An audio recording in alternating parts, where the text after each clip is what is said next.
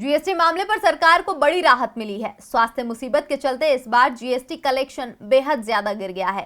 केंद्र सरकार ने राज्यों को जीएसटी में हिस्सा देने के लिए कई विकल्प दिए थे। शुरुआत में गैर एनडीए शासित राज्य इसके लिए तैयार नहीं थे, लेकिन अब सभी तैयार हो गए हैं। तो किस राज्य ने सबसे बाद में केंद्र के प्रस्ताव को किया स्वीकार, देखिए हमारी ये रिपोर्ट। जीएसटी क्षतिपूर्ति राशि को लेकर केंद्र व राज्य सरकारों के बीच लंबे समय से चल रहा गतिरोध समाप्त हो गया है।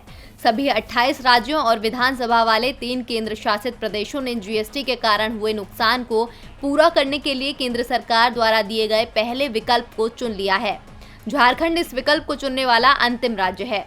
झारखंड, छत्तीसगढ़, पंजाब, पश्चिम बंगाल और केरल ने पहले सरकार द्वारा दिए गए विकल्पों को पूरी तरह से खारिज कर दिया था। इन राज्यों का कहना था कि जीएसटी कानून को लागू करते समय सरकार की ओर से कहा गया था कि जो नुकसान होगा वो केंद्र सरकार पूरा करेगी, लेकिन केंद्र सरकार की ओर से दावे किए गए थे जो मुसीबत आई है उसमें सभी को मदद करनी होगी।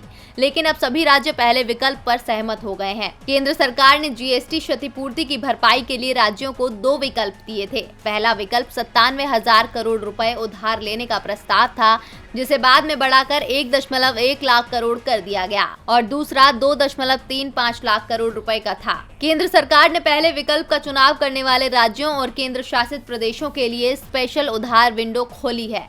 ये विंडो 23 अक्टूबर 2020 से शुरू हुई है। सभी राज्यों को 1,06,830 करोड़ रुपए की अतिरिक्त उधारी की अनुमति दी गई है। राज्यों की तरफ से 5 किश्तों में 30,000 करोड़ रुपए उधार लिया भी जा चुका है। सभी राज्यों के सरकार द्वारा दिए गए विकल्प स्वीकार करने से अब केंद्र सरकार को भी राहत मिली है। टीवी लाइव की रिपोर्ट।